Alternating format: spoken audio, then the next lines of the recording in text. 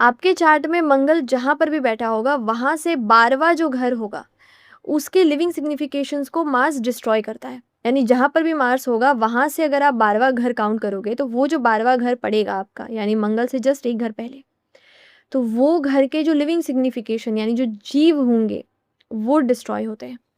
अब ये भी डिपेंड करता है कि जो भी घर पड़ रहा है, उसके जो लिविंग सिग्निफिकेशंस हैं, उसके कोई कारक भी होंगे। अगर कारक भी डिस्ट्रॉय हो रहा है, अगर वो भी अफ्लिक्टेड है, तो ये और ज़्यादा स्ट्रॉन्ग बना देगा उस डिस्ट्रक्शन को। पर अगर कारक स्ट्रॉन्ग है, तो ये बहुत ज़्यादा उतना बुरा इफ़ेक्ट नहीं देने देता। तो अब लेट्स से आपका मंगल 5th हाउस में है, तो वहाँ से 12वां चौथा घर पड़ता है, यानी माता का, तो माता को ये कष्ट देने का काम करता है।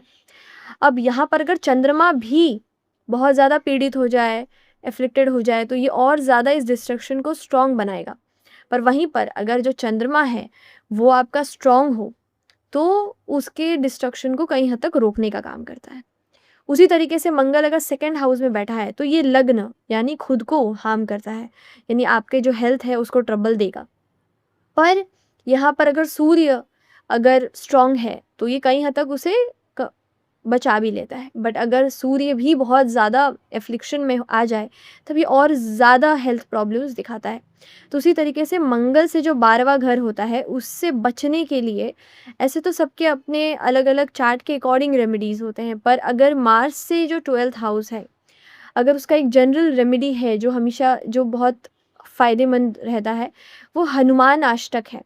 यानी जब भी मंगल से जो 12वां घर होता है, वो अगर पीड़ित हो रहा हो, वो डिस्ट्रक्शन में जा रहा हो, उसका कारक भी कमज़ोर हो, तो एक हनुमान अष्टक है जिसका पाठ करके उससे बचा जा सकता है।